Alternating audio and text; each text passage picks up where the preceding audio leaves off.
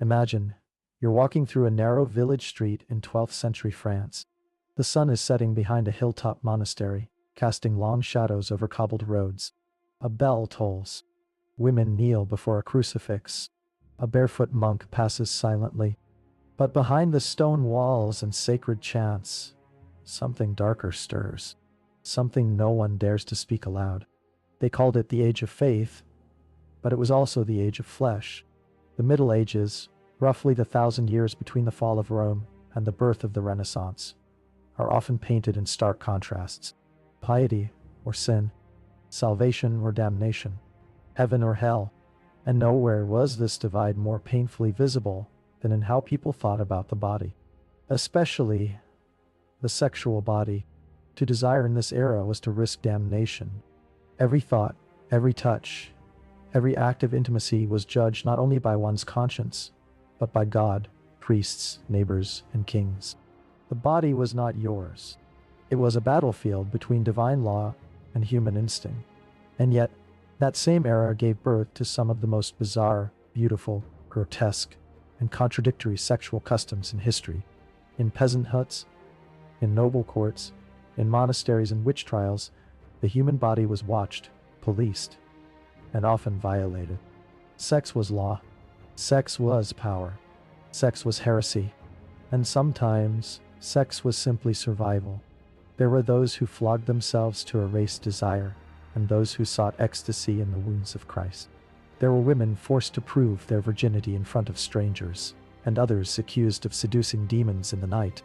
There were kings who built secret chambers for forbidden acts, and clerics who wrote entire manuals on how and how not to sin. This was an age where the same church that celebrated virgins and saints also condemned their own priests for fornication, and where the very idea of female pleasure could spark fear or flames. We are not here to sensationalize. We are here to understand, to hold a mirror to an age where repression and ritual, cruelty and sanctity, rubbed shoulders in the darkest corners of human experience. Our journey through the sexual history of the Middle Ages will not be linear. It will move through contradictions, because that's where the truth lives. Between cloister and bedchamber, between purity and punishment, between whispered vows and public shame. We begin in silence, because that's how most of these stories survive. In coded language, in court records, in whispers between pages of sacred texts, in bruises that healed without names, in paintings that symbolized what could not be said. But we will give them voice. We will ask, what did it mean to desire when desire was a sin? Who decided what was sacred and what was obscene? How did power bend the rules of morality, and who paid the price? Because to understand the Middle Ages is not to mock their ignorance.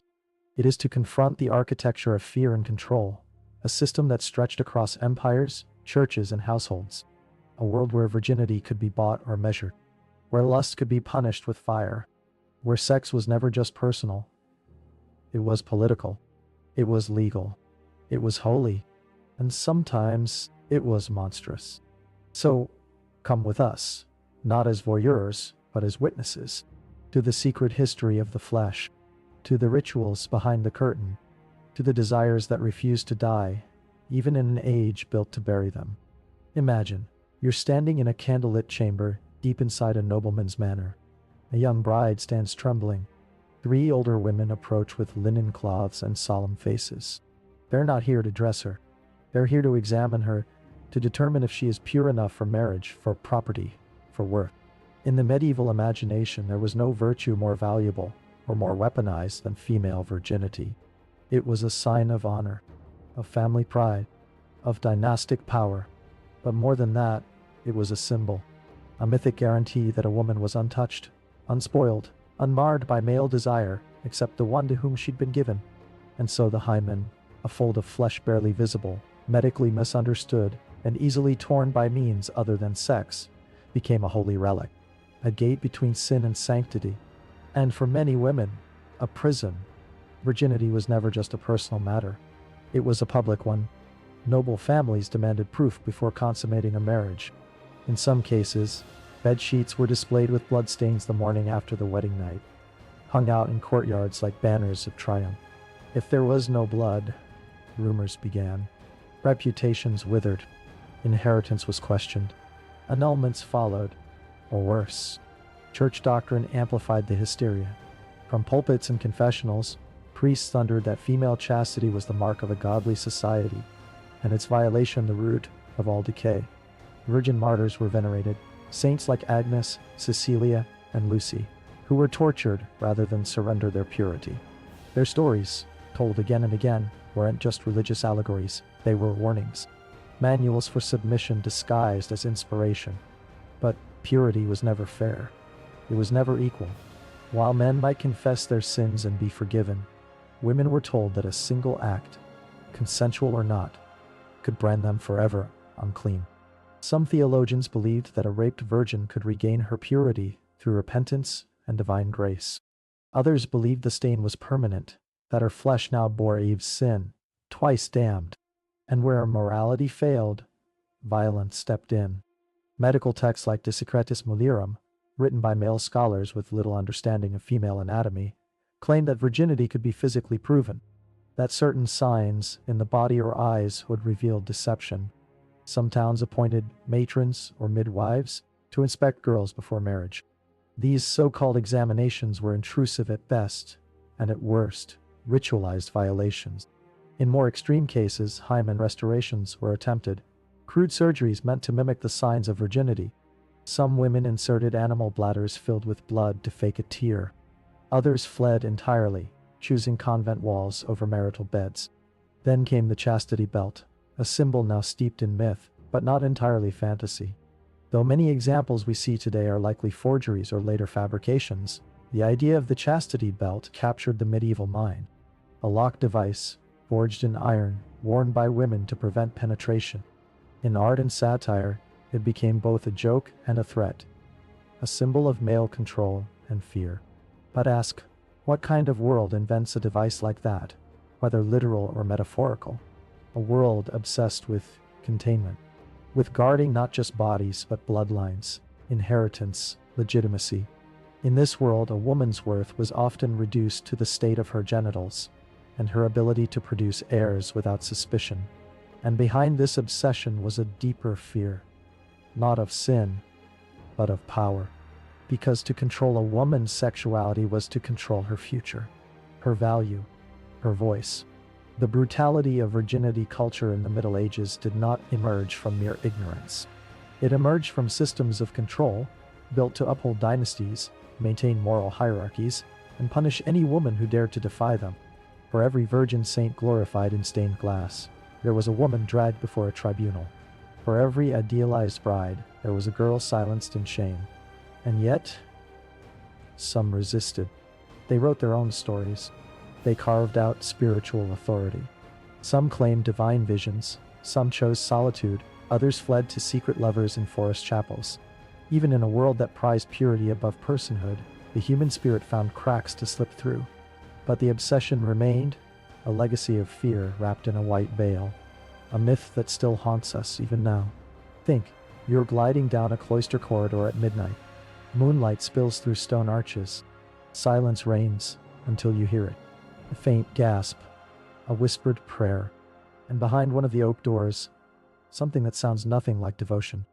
In the Middle Ages, monasteries and convents were supposed to be sanctuaries, sacred spaces where earthly desire was banished, and the soul ascended to God.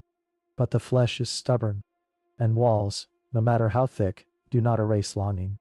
In this section, we descend into the paradox of holy spaces, where celibacy was mandated, but passion, secrecy, and obsession flourished. The medieval church demanded that its clergy, monks, nuns, bishops, live in chastity. Desire, they taught, was a distraction, a corruption, a gateway to sin. But the reality inside these stone enclosures was far more human and far more strange.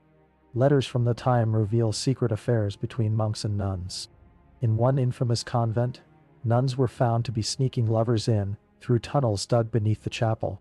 In another, a nun gave birth and buried the baby under the floor, only to be discovered by accident. Spiritual marriages emerged, bonds between monks and nuns who claimed they shared divine, non-sexual love, but whose intimacy often mirrored romantic or erotic partnership. They would write to each other, share beds, even perform rituals together that blurred the line between religious devotion and physical yearning. And it wasn't only heterosexual desire.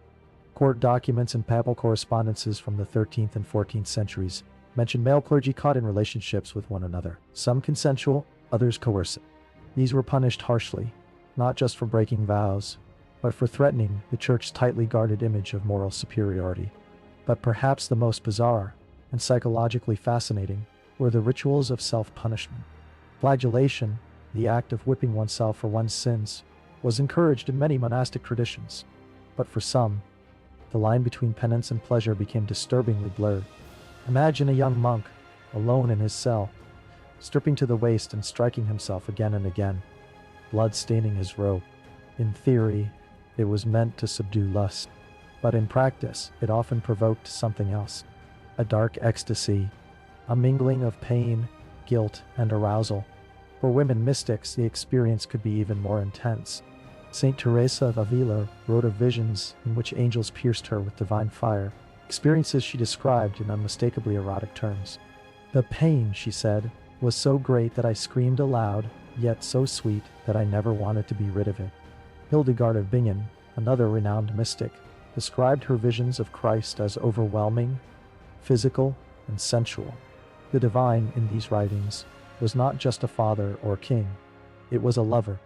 This overlap between sanctity and sensuality unsettled church officials. Many mystics, especially women, were carefully monitored, their writings censored or interpreted through the lens of pious detachment. But the truth remained. The human body, even in sacred isolation, remembered what it wanted. And sometimes, the church itself participated in the transgression. Papal scandals were not rare. In the 10th century, Pope John XII was accused of turning the Lateran Palace into a brothel. Rumors spread of orgies, simony, and even incest. Later, Pope Alexander XVI, Rodrigo Borgia, would host public feasts filled with dancing girls, where his own illegitimate children were honored guests. These weren't simply private failings.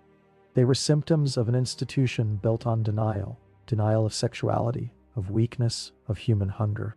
And when denial breaks, it often erupts in grotesque theatrical ways. The cloister, for all its solemnity, was never immune. It was a crucible, where isolation, repression, and divine aspiration created a pressure too great to contain. For many, it shattered them. For others, it offered a secret freedom, a space where desire could hide behind devotion. And for us, centuries later, it reveals the deepest truth of medieval life. Even in the holiest places, the flesh still whispered. Consider, you're standing in the center of a medieval town square. The crowd presses in around you, eyes burning with anticipation. A man stands trembling, trousers at his ankles, beside a church official with a scroll. His crime? Failure to consummate. His punishment? To prove his virility. Here now, before God and everyone. This is not fiction. This was justice. In the Middle Ages, justice was not always carried out in silence or secrecy. It was theatrical, often brutal, often sexual, and always intended to send a message. To control the body was to control the soul. And in many cases, punishment for crimes of the flesh involved publicly breaking the very flesh it condemned. Let us begin with trial by Congress, a ritual humiliation inflicted upon men accused of impotence, especially in the context of failed royal or noble marriages. If a marriage could not be consummated, it was grounds for annulment, but proof was required. In some cases, witnesses, physicians, priests, even servants, were summoned to watch the accused attempt intercourse with his wife. If he failed, he faced public disgrace, loss of title, and worse. The church claimed this was justice. In reality, it was cruelty disguised as morality, a spectacle that laid bare the intimate failures of men for all to see. For women, the humiliation often took a different, but no less disturbing, form. Adulterous women were sometimes paraded through streets, stripped to their undergarments, forced to wear signs around their necks declaring their sin. They were mocked, spat on, and in some cases, flogged. The punishment was less about justice and more about reasserting male dominance, ensuring that women's sexuality remained tightly leashed. And then there were the cases that defy belief. Bestiality trials, where both the human and the animal were put on trial. In France, A 14th century man accused of coupling with a pig was executed by hanging. The pig, dressed in a miniature outfit resembling the woman it was supposedly impersonating, was hanged beside him. In these grotesque proceedings, animals were often given legal representation. Records exist of lawyers arguing on behalf of goats, dogs, even cows, pleading innocence for creatures accused of participating in carnal sin. Absurd? Certainly, but the fear that motivated these trials was very real. The idea that moral corruption could blur the boundaries between human and beast was terrifying to medieval minds, and they dealt with that terror by dramatizing it. And if we think this madness was confined to the fringes of society, think again. The punishment for sodomy was among the harshest. While the term was loosely applied, sometimes meaning any non-procreative act, it was most often used to persecute homosexual men. Punishments varied: castration, public whipping, exile, and in some regions, death by fire. In Florence, a city often romanticized for its Renaissance beauty, dozens of men were burned at the stake between the 14th and 16th centuries for alleged homosexual conduct. But these trials were more than punishment. They were ritual purges, performances meant to terrify others into conformity. Inquisitors kept detailed records, often lingering on the lurid details of the accused's confessions. Some of these were clearly extracted under torture, others through psychological pressure. Either way, the result was the same: shame turned into a weapon. Medieval morality was not just enforced in courts or churches. It was enforced on bodies, often through humiliation, mutilation, and death. And yet, for all the cruelty, there was also voyeurism. Punishments were staged in public squares. Attendance was encouraged. Children watched. Elders judged. And in the crowd, there were always whispers of excitement, of horror, of fascination. It was justice as entertainment, shame as theater. Even in literature and art, these spectacles left their mark. Woodcuts from the era show men flogged naked in public. Manuscripts detail the anatomy of sin. Moral instruction and titillation were served side by side, one to justify the other. The Middle Ages were obsessed with boundaries, between right and wrong, man and beast, sacred and profane. But no age reveals more clearly how fragile those boundaries can be than one that tried so violently to enforce them. And beneath the blood, beneath the shame, one question still echoes. If morality must be enforced with terror, was it ever moral to begin with? Suppose you're standing before a tribunal in a candlelit hall. The air is thick with incense and sweat. A trembling woman is dragged forward, her hair unkempt, her body bruised, her eyes hollow. A priest accuses her of seducing demons. A magistrate asks to inspect her thighs for a mark. The crowd leans in. This is not medicine. This is not justice. This is medieval fear, sexualized and sanctified. The body of a woman was never just flesh in the Middle Ages. It was a battleground, a symbol of temptation, corruption, power, and danger. And no figure embodied this terror more than the witch. Witchcraft, as it was imagined in the medieval mind, had little to do with spells and potions, and everything to do with sex. Erotic, subversive, uncontrollable sex. Inquisition records, especially those from the 15th and 16th centuries, reveal a deep and disturbing obsession with the female body as a vessel of evil.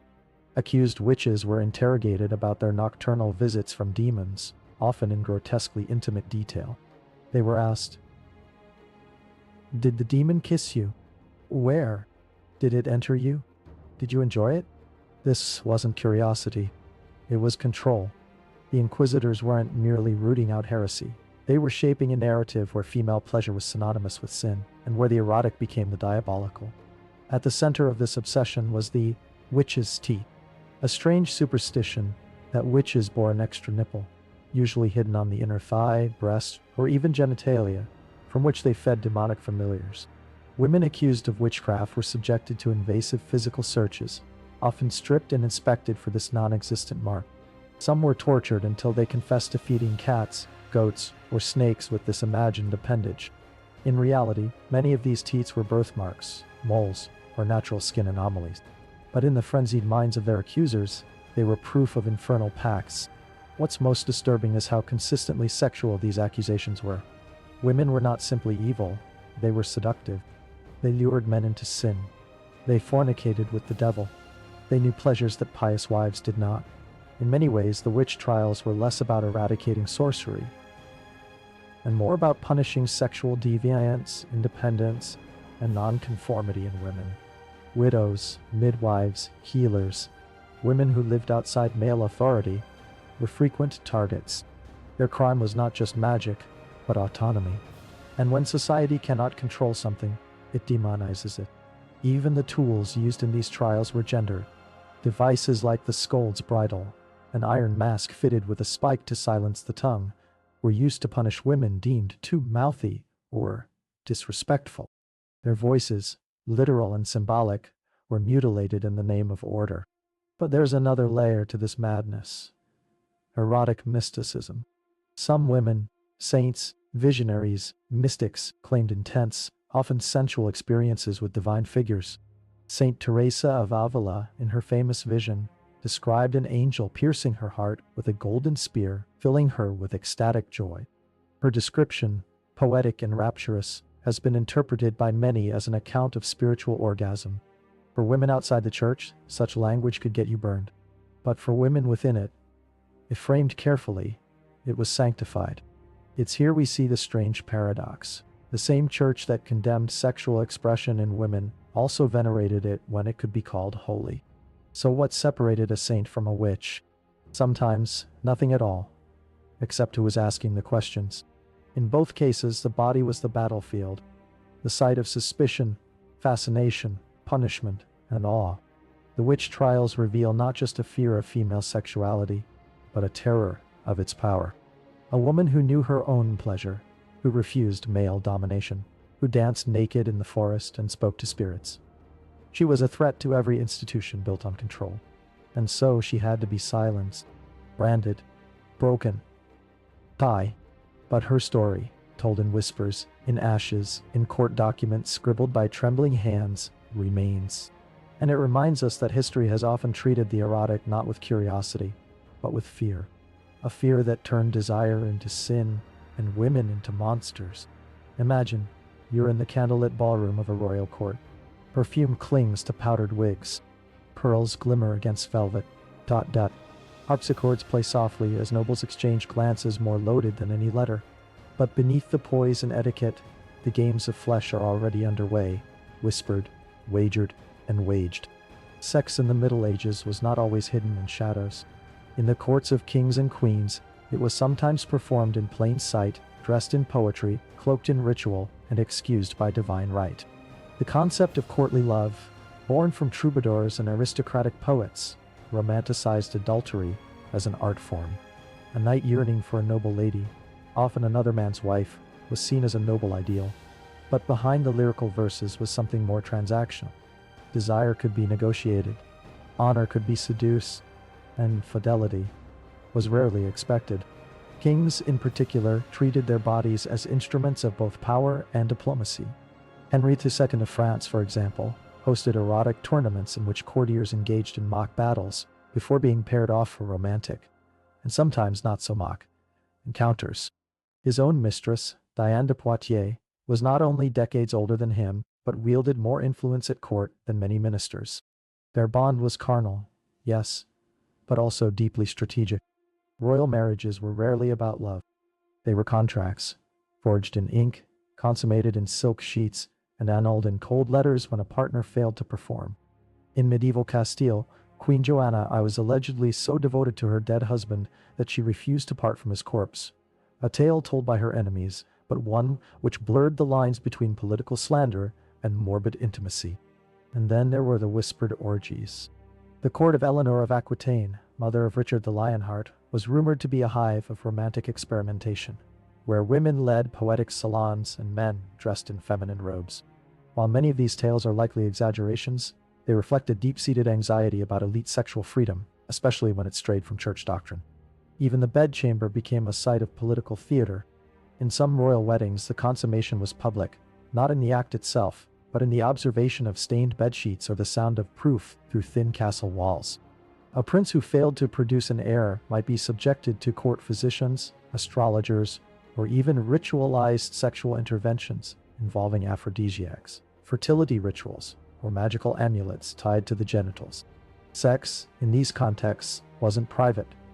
It was political currency.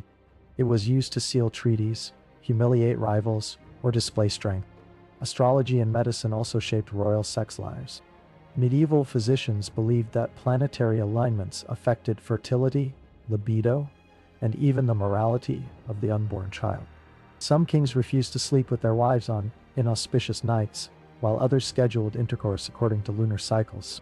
Sex was governed not just by desire but by stars, saints, and superstition. But perhaps the most disturbing element of court sexuality was the age gap. Noble girls, some as young as 12, were married off to aging kings and dukes, expected to produce heirs before they'd even reached emotional maturity. These unions were cloaked in legitimacy but reeked of exploitation. Their bodies were battlegrounds for dynasties, their youth consumed by men whose lust was shielded by law. And still, some women fought back. Marguerite de Valois, sister to 3 French kings, was married into the rival house of Bourbon, but used her charm, beauty, and wit to maintain her own sphere of lovers, influence, and escape routes. Her memoirs, sensual, scandalous, and defiant, offer a rare glimpse into a royal woman reclaiming her agency within the constraints of power. In these stories, we see that sex in the courts wasn't just about pleasure. It was about control, about who had the right to desire, about whose body could be touched, traded, praised, or punished. The monarch's bed was never just a bed. It was a throne, a confessional, a war room. And in the flickering candlelight of courtly chambers, history often unfolded not in speeches or scrolls, but in whispers, in sheets, and in silent betrayals between the hours of midnight and dawn.